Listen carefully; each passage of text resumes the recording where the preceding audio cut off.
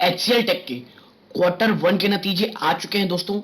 Result कैसे रहे हैं, क्या मार्जिन में प्रेशर देखने को मिल रहा है, खर्चे जो एक्सपेंसेस हैं वो किस तरह बढ़े हैं, और आप कह सकते हैं जो इटरेशन रेट है, जो एम्प्लॉय बेनिफिट कॉस्ट है, वो किस तरह से डेंट किया है इनके कह सकते हैं आप कह सकते हो इनके बॉटम लाइन पे। तो ये तमाम चीजों पर चर्चा होगी दोस्तों। एचसीएल टेक के Q1 के रिजल्ट एनालिसिस के लिए मैं आज आया हूं।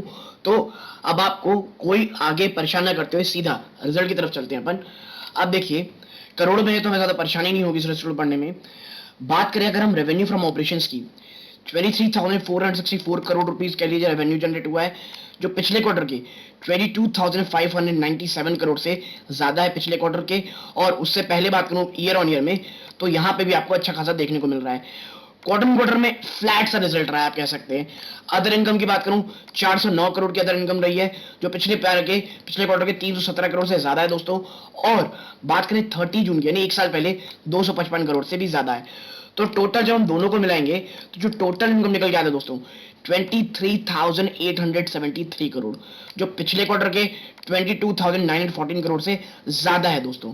और बात करूं उससे पहले 20,323 करोड़ से भी ज्यादा है, यानी ईयर ऑन ईयर बेसिस और क्वार्टर ऑन क्वार्टर बेसिस ये कह सकते हैं बढ़ोतरी है। लेकिन मेन जो है दोस्तों वो खर्चे हैं, एक्सपेंसेस।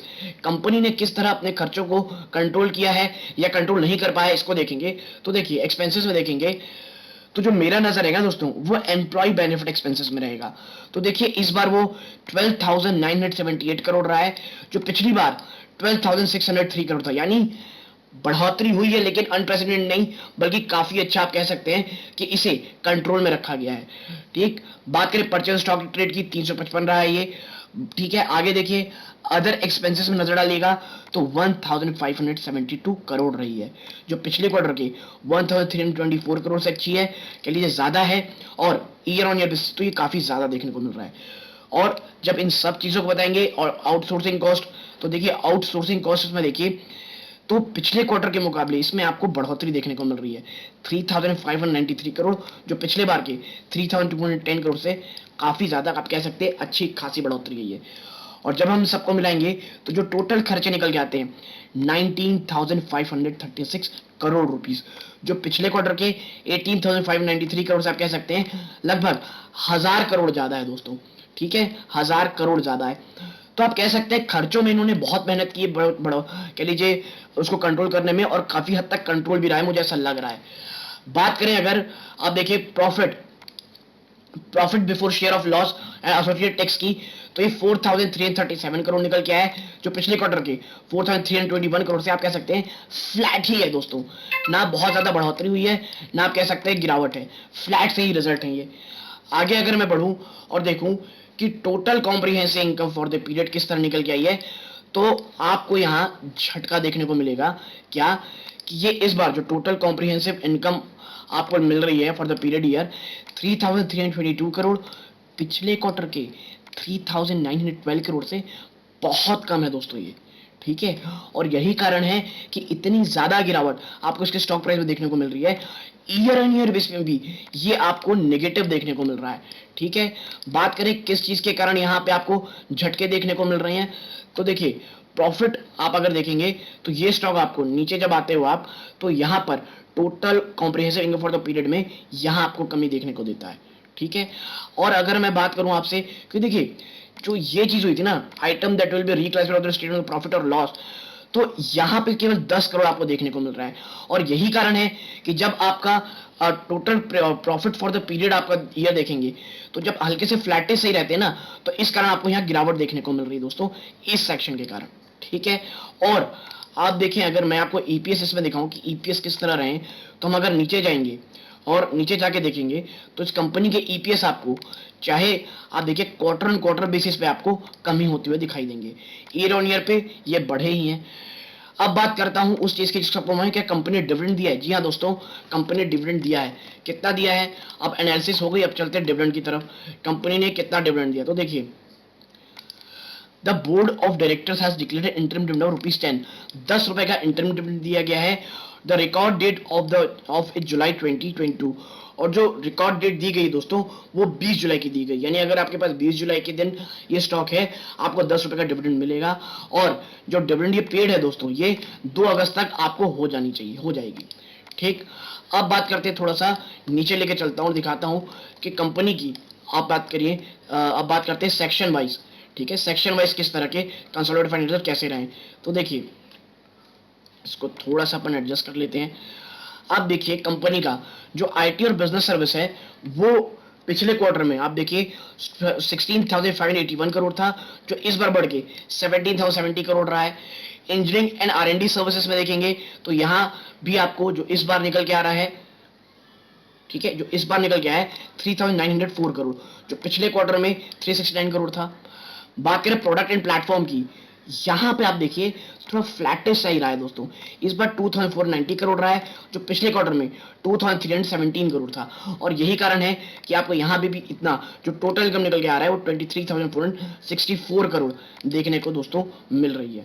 ठीक है, और अगर हम देखें, अगर मैं आपको और नीचे थोड़ा सा लेके जाऊं, आप देखिए नीचे, और अगर हम देखें कि भाई किस तरह के आप कह सकते हैं इस कंपनी के हाईलाइट्स क्या रहे हैं रिजल्ट के, तो हमको थोड़ा सा नीचे जाना पड़ेगा आराम से।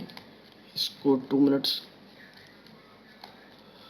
कंपनी की हाईलाइट्स अगर हमें देखनी है तो देखिए ये है कंपनी के हाईलाइट। तो देखिए financial 23 quarter 1 23 result, revenue at rupees 3025 million US dollar, जो कि क्वार्टर ऑन क्वार्टर बेसिस पे केवल 1.1% है दोस्तों ऊपर, और ईयर ऑन ईयर बेसिस पे ये 11.2% ऊपर है। ठीक, बात करें अगर हम देखिए एबिटा मार्जिन की, एबिटा मार्जिन एट 21.2% और एबिट मार्जिन 17.7% है, 17% का है। तो जो एबिटा मार्जिन है दोस्तों ये आप देखिए कि 21.2% में काम कर रहा है।